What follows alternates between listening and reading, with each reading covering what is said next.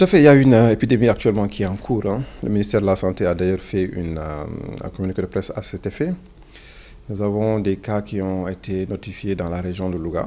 Donc au moment où je vous parle, nous avons 36 cas positifs au niveau de la région de Louga, répartis entre la commune de Louga et la commune de Dara. Et je veux préciser que c'est la seule région touchée actuellement.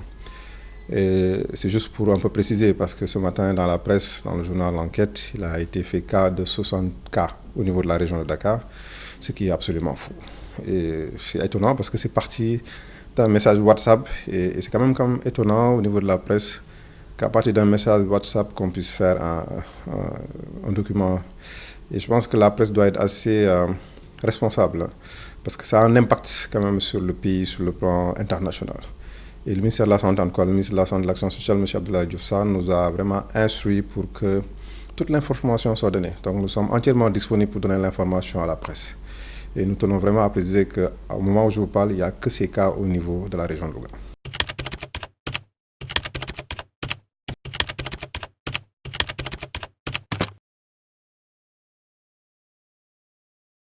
La dengue se manifeste comme une grippe, hein. C'est une maladie qui se manifeste comme une grippe avec des douleurs articulaires, on peut avoir des douleurs au niveau de l'œil, des éruptions cutanées. Donc généralement c'est comme une grippe, et on peut dire qu'il y a, la plupart du temps ça passe presque inaperçu, hein. C'est une grippe classique.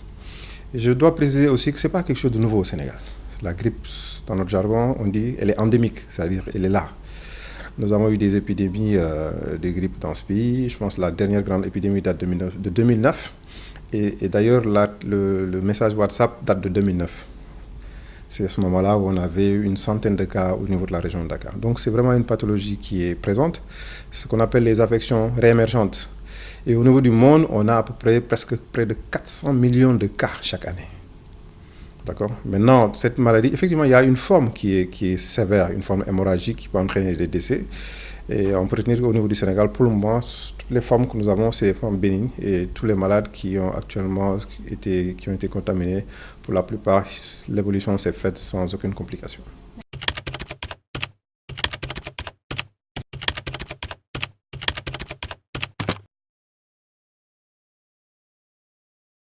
Pour pouvoir arrêter l'épidémie, il faut lutter contre ce moustique. Et ça a déjà commencé en termes de stratégie avec le service national de l'hygiène qui a été dans la commune de Louga faire des séances d'épandage d'insecticides, donc qui permettent un peu de diminuer ou de tuer le maximum de moustiques qui peuvent transmettre cette affection. Et il est prévu également dans les prochaines heures de le faire au niveau de la commune de Dara. Mais également, il faudrait aussi, et nous l'avons commencé, des séances de communication, d'information avec les populations, parce que tout ce qui est réceptacle d'eau, des flaques d'eau, des jarres, des bassines qui sont laissées dans les maisons sans couverture, c'est des sites propices de développement des moustiques. Et donc, il faudra lutter. Tout ce qui peut entraîner la pullulation moustique, c'est ça la lutte doit être focus sur cela. Et donc, c'est aussi bien nous, au niveau du ministère de la Santé, en tout cas les acteurs de l'État, mais aussi les populations doivent aussi participer à cette lutte. Et donc, il y a des recommandations aussi d'ordre général qu'on donne, c'est de porter des habits avec des manches longues, d'utiliser aussi des répellents qui peuvent aussi aider à pouvoir se protéger contre les piqûres de moustiques.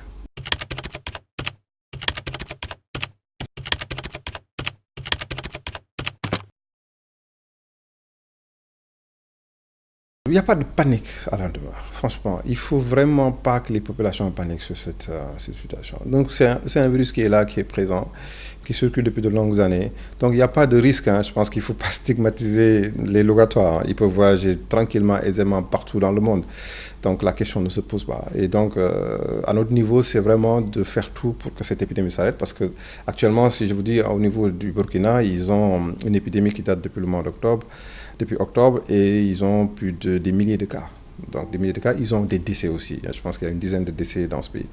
Et c'est ce qu'on veut éviter. Et donc ce qui est important en fait dans ces situations aujourd'hui, je le répète souvent, le monde est un village planétaire. Donc nous faisons face à des affections. Le Sénégal peut être obligatoirement touché par des événements de santé publique. On ne peut pas dire qu'on est un pays safe où rien ne peut arriver.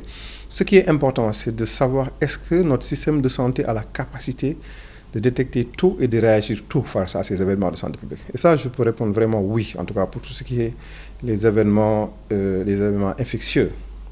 On a une capacité de détection et là, nous avons vraiment un appui extrêmement important de l'Institut Pasteur qui a actuellement déployé un laboratoire mobile. Donc, ce qui nous permet à temps réel d'avoir le suivi des cas et d'avoir dans les heures les prélèvements et les résultats de ces examens. Donc, c'est important. Donc, c'est pour dire qu'un système de santé solide aide. Donc, nous, en tant que, en tout cas, professionnels de la santé au niveau du ministère de la Santé, nous n'avons pas d'inquiétude par rapport à ces genres de situations parce que nous savons que le système de santé est capable de faire face. Maintenant, il faut que aussi la population puisse aussi suivre, comprendre et éviter de véhiculer des mauvaises informations et la presse aussi parce que comme je dis, c'est une question de responsabilité. Si aujourd'hui au niveau de la presse, de fausses informations sont divulguées, partagées au niveau international, ça a des impacts forcément sur le pays. Donc il faudra vraiment que tout un chacun puisse être responsable et nous avons des instructions du ministre. Et nous sommes prêts à pouvoir, en tout cas, donner toutes les informations qui s'y est à toute personne qui la voudra.